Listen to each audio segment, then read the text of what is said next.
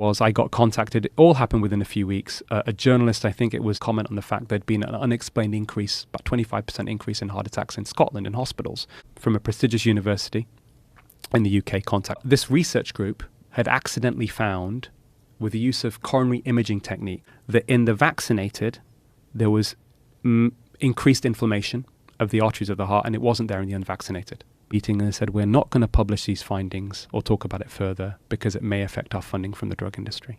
So I talked about this on GB News, and it went viral, And I didn't say stop the vaccine or whatever else. I said, listen, there's a signal here that needs to be looked into. We've got these unexplained heart attacks happening.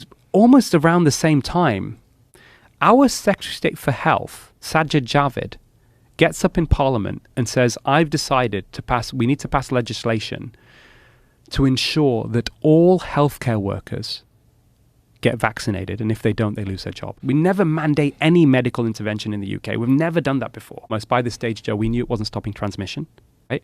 It probably wasn't going to stop infection either. Healthcare workers are not protecting their patients by being vaccinated. We've got an over-medicated population. We've not dealt with that, Up to 1 in 5 people over the age of 65 are hospitalized, Joe, because of side effects, right? We could lose 80,000 jobs in the NHS if we mandate this vaccine and people decide not to take it. And then they would kind of cut me off at the end, and then I was on Sky News, so I kept doing this. He said, I'll be honest with you.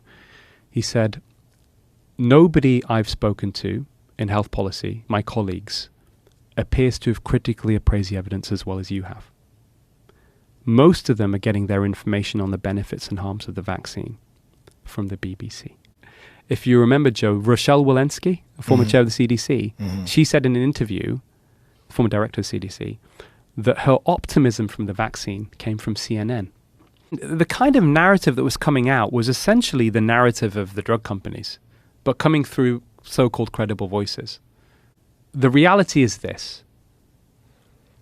In my whole career, looking at all of the drugs and knowing about many different drugs that are prescribed, I've never seen something, when you look at the data, which has such poor effectiveness and such unprecedented harms in my career.